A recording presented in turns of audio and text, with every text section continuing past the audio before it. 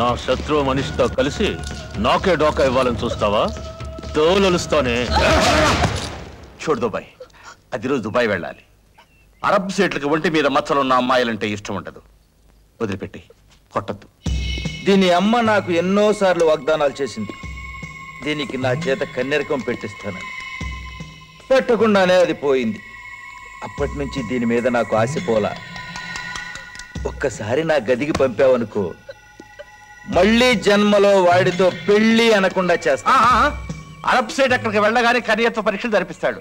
అది కన్య కాదని తెలిసిందనుకోండి, చంపేస్తాడు సార్. దాసు, దాన్ని సామాన్లు సర్దుకుని రెడీగా ఉండమను. సాయంత్రం 7:30 గంటల ఫ్లైట్ కు పంపించాలి. అబ్బా కొడుకు ఇలాగే అలిగి కూర్చోండి, తర్వాత చేసుకుందాం అన్న అమ్మాయి ఉండదు. ఎందుకంటే ఆ గంగారాం గడుకు చేపట్ల అమ్మాయిని దుబాయ్ పంపించేస్తున్నాడు.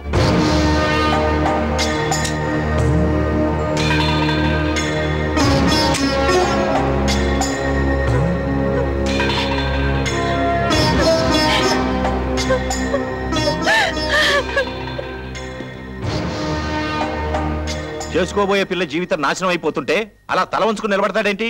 జీవితాంతం నన్ను దెప్పిపోవడానికా? నన్ను కాదని పెడితే బతికినంత కాలం మాట్లాడని చెప్పి ఇప్పుడు అలా మాట్లాడతాడేంటి? జీవితాంతం నన్ను చెప్పడానికే? కోపంలో ఏదో అంటాం. కోడల జీవితం పాడైపోతుంటే చూస్తూ ఊరుకుంటావా? ఆయన కోడలను ఒప్పుకుంటే ఇంకా ఆలోచిస్తావింట్రా?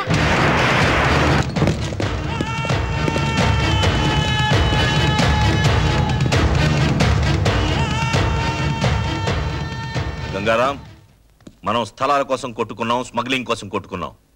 కానీ ఇప్పుడు వచ్చింది దీనికోసమేగా.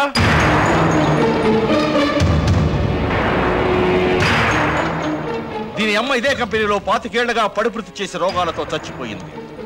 ఇది నాకే పుట్టుంటుందన్న నమ్మకంతో నన్ను నాన్న అని పిలిపించింది. కనుక దీని మీద హక్కులు నాకే ఉన్నాయి. అమ్ముకోటానికే? కన్న తండ్రి అయితే కాళ్ళు కడిగే కన్యాదానం చేయాలి గాని తరుస్తానంటే బేట త్రాష్టపవేదం. నీకు నాకు ఏం తేడా ఉందని నా కూతుర్ని ఇవ్వమంటావు? నీకు నాకు పెళ్లి కొడుక్కి పెద్ద బ్రోకర్కి ఉన్న తేడా ఉంది. ముందు అమ్మాయి నాతో పంపించు. ఏంట్రా పంపేది? నా వెనుక రాజకీయ బలం ఉంది, నన్నెవ్వరేం చేయలేరు. ఈ ప్రపంచంలో అతి ప్రాచీన వృత్తి వ్యభిచారం, రెండోది రాజకీయం. కానీ ఇప్పుడు ఆ రెండింటికి తేడా లేకుండా పోయింది. ఈ మాట నాది కాదురా, ఒకప్పటి అమెరికా అధ్యక్షుడు రొనాల్డ్ రేగన్ది.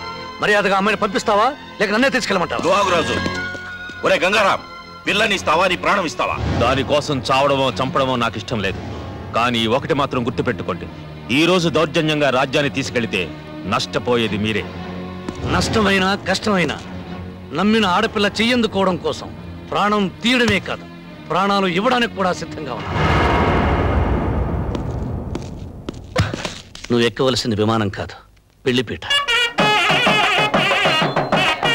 రాజ్యం రా. ఆగండి మావయ్య. భర్తకు కట్నం ఇచ్చుకోలేని ఈ కోడలు మిమ్మల్ని ఇప్పుడు ఒక కట్నం అడగాలనుకుంటోంది. ఇస్తారా? నా పంచ ప్రాణాలతో సహా ఏదడిగినా ఇస్తానమ్మా. మీరు ఆశీర్వదించేటప్పుడు ఈ పెళ్లి బట్టలతోనే ఊరు విడిచి వెళ్లిపోవాలని మమ్మల్ని ఆశీర్వదించండి.